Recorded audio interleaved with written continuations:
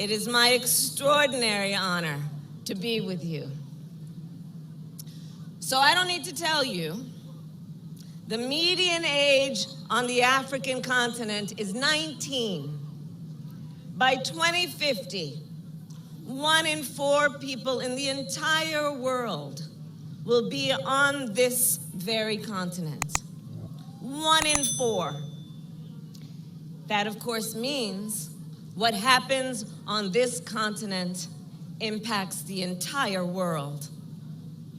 Seeing all of you here today makes me so optimistic and excited about this future.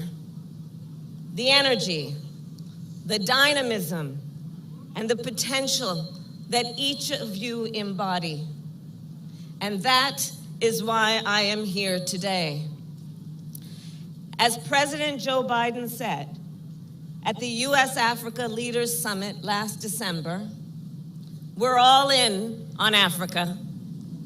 We are all in.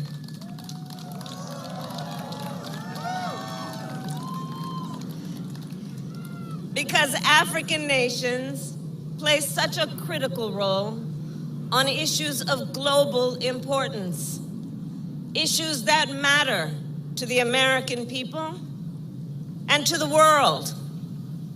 Issues like food security, the climate crisis, public health, and resilient supply chains.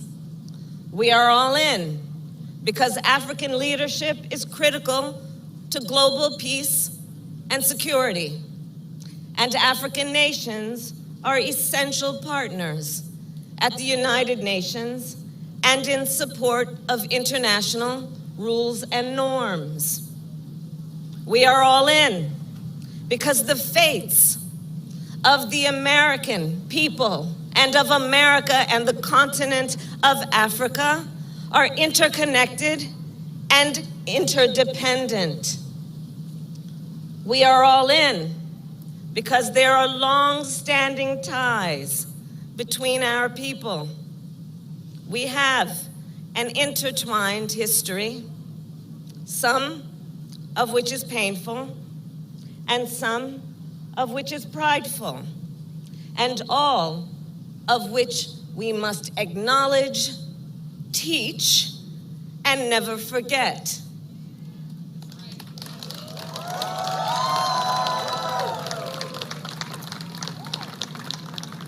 Because of this history, this continent, of course, has a special significance for me personally as the first Black Vice President of the United States of America.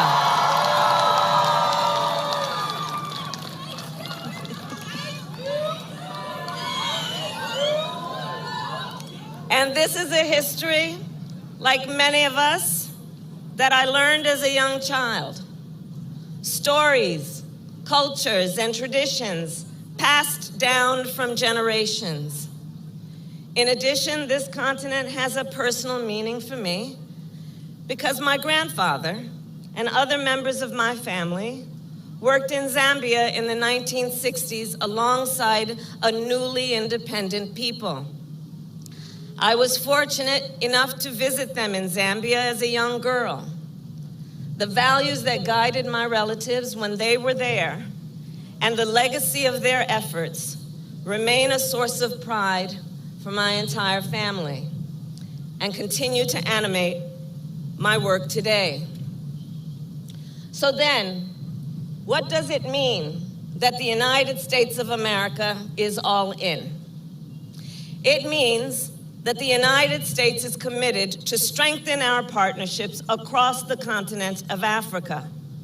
Partnerships with governments, the private sector, civil society, and all of you.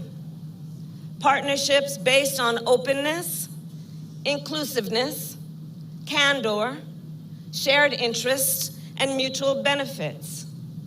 And to be clear, America will be guided not by what we can do for our African partners, but what we can do with our African partners.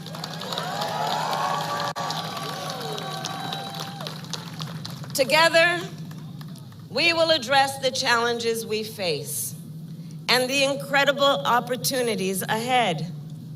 And today, I will speak about one particular area of opportunity: investment in innovation. Innovation, I believe to be the pursuit of what can be, unburdened by what has been. Innovation results in one's ability not only to see, but to do things differently. New methods, new products, new approaches, new ideas. We innovate to be more effective and to solve problems. From the invention of new technology to the origin of social movements, innovation has come about by challenging the premise, questioning the status quo, and bold thinking. And so to the young leaders here today, you, by your very nature, are dreamers and innovators. And so to you I say, it is your spark, your creativity, and your determination that will drive the future. And with that then, African ideas and innovations will shape the future of the world.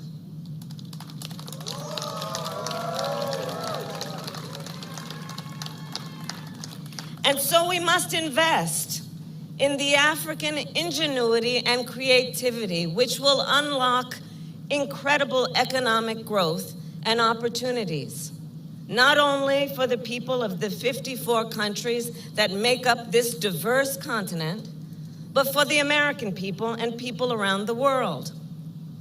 So the Biden-Harris administration and the American people stand ready to partner with you to help accelerate the innovation and entrepreneurship that is already underway.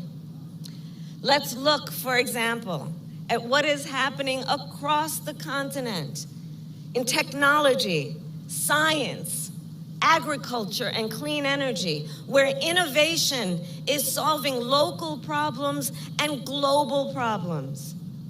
Just think, before Venmo or Apple Pay, there was M-Pesa in Kenya, a mobile phone payment service that revolutionized the digital financial system. Right now, African nations are pioneering the delivery of healthcare supplies by drone. In Rwanda,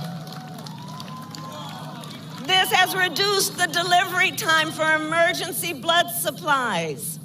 In Ghana, this service has delivered more than 9 million vaccines, including those for COVID-19. This service has expanded to Kenya and Nigeria and Cote d'Ivoire. And recently, to the United States in North Carolina, Arkansas, and Utah. In South Africa, part of the world's largest radio telescope is under construction, which will help answer some of the biggest questions of humanity about galaxies, about gravity. In Tanzania, plans are underway to build the first facility of its kind on the continent to process minerals that go into electric vehicle batteries. We see water-based farming in Kenya, battery energy storage systems in Malawi, and fintech startups in Nigeria. African ideas and innovations shaping the world, all of which fuel our optimism and hope. Yet, we must also be candid about the challenges. From security concerns in the Sahel, to droughts and floods exacerbated by the climate crisis, and barriers to economic growth, both on a macro and micro level. We must tackle these challenges and find ways to accelerate opportunity, growth, and stability. And I believe we must be intentional to make progress in 3 key areas: the empowerment of women,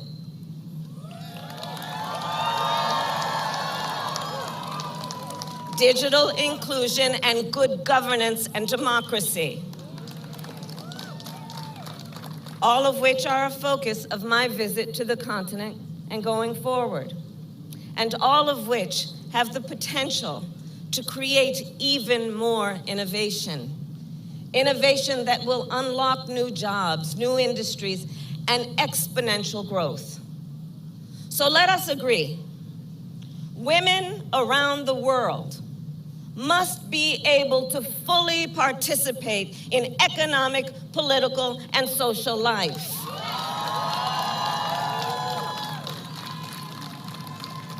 And they must be able to participate equally,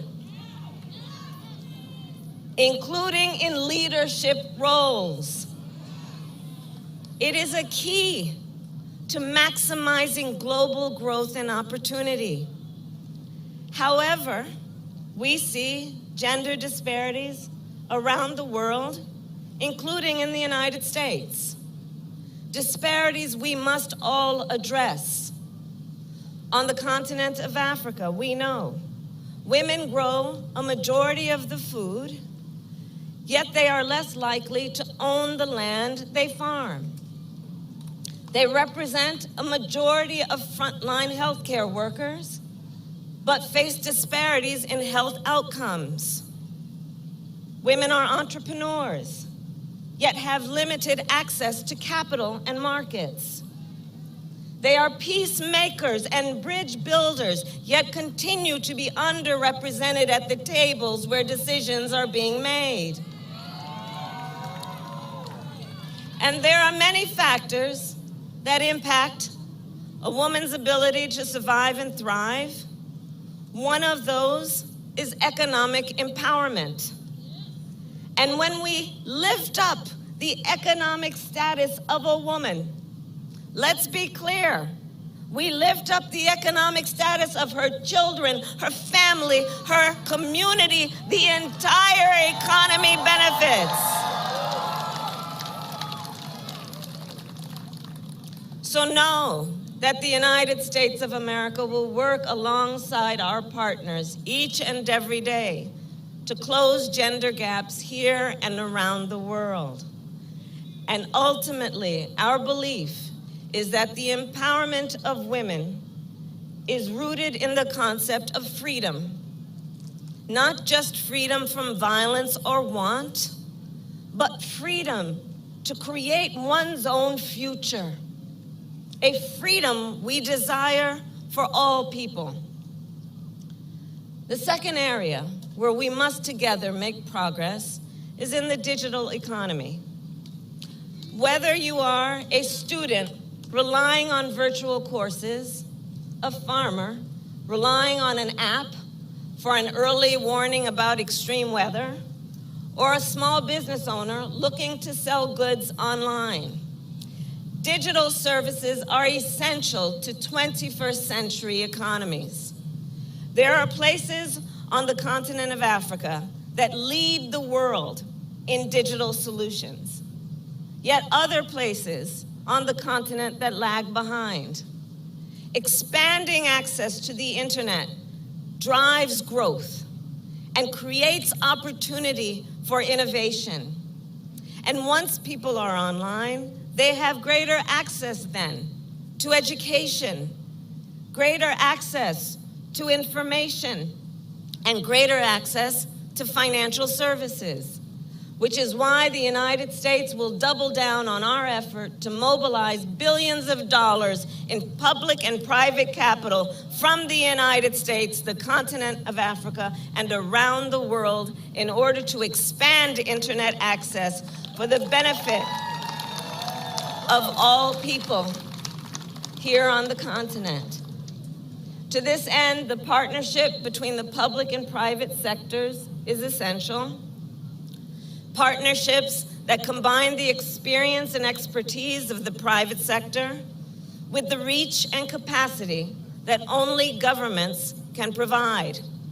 Together, we can unleash growth and opportunity that far exceeds what either the public or private sector can achieve on its own. And the United States is committed to build these types of partnerships to increase digital inclusion on the continent. And finally, to create inclusive economic growth and to advance innovation, we must continue to support and invest in good governance and democracy.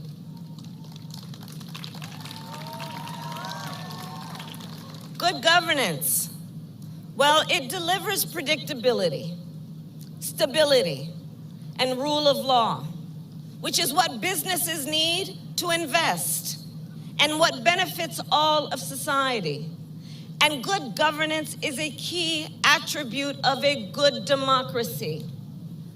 Recent polling tells us the vast majority of Africans support democracy over other forms of government, which reflects our shared desire for freedom and opportunity, transparency and accountability, for free and fair elections, the orderly transition of power, and the protection of fundamental human rights. Indeed, this is a priority for the American people, and it is a global priority. The United States will continue to work alongside democratic governments and in support of democratic aspirations of the people of this continent. In demonstration of this partnership, this week, our administration is co-hosting in Zambia, the Summit for Democracy, an opportunity to learn from each other and strengthen democratic institutions. And I will say, while democracy is always a work in progress, including in my own country, the American people will always stand with those yearning for more freedom.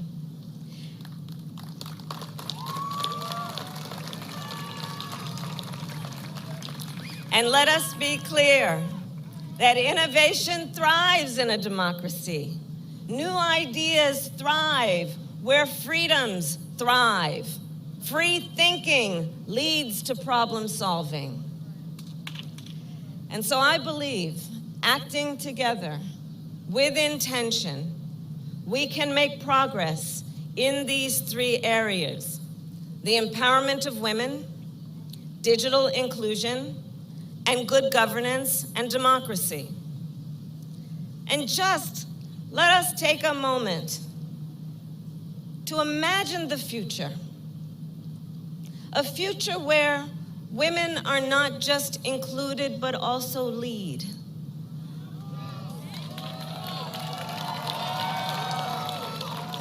Imagine a future where every person is connected to the digital economy, a future where every young person trusts that their voices are heard, a future that is propelled by African innovation.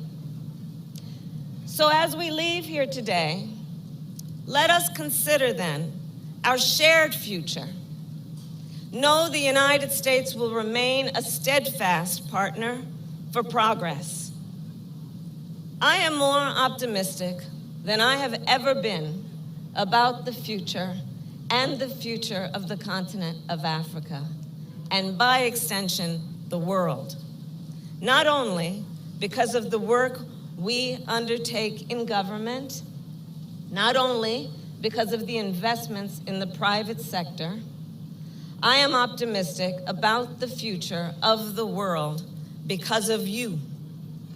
The woman who will shatter every glass ceiling, the entrepreneur who will identify the next digital breakthrough, the activists who will fight for the dignity of every human being, students and scientists, athletes and artists, farmers and fishers, and the young innovators who will solve problems that we haven't yet identified with solutions we can't even yet imagine.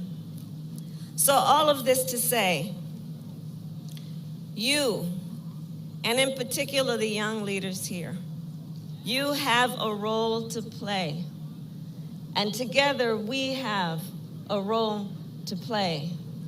So then, let us dream with ambition and lead with conviction. Thank you very much.